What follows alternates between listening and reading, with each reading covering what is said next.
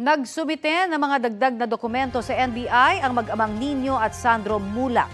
Kaugnay po yan sa reklamo laban sa dalawang independent contractor ng GMA. Balitang hatid ni Nelson Canlas. Muling nagtungo sa opisina ng NBI sa Quezon City si Nino Mulak at anak niyang si sparkle artist Sandro Mulak. Nagsumiti sila ng ilan pang dokumento para pagtibayin ang kanilang reklamo laban sa dalawang individual.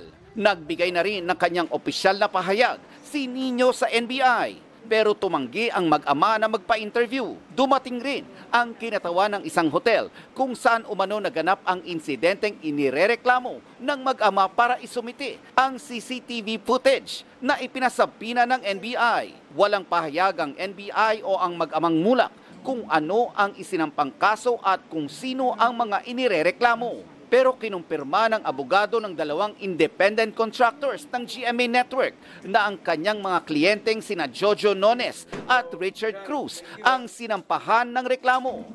Natanggap na rin daw nila ang sabina mula sa NBI Public Corruption Division para sa isang hearing sa Biyernes ng hapon.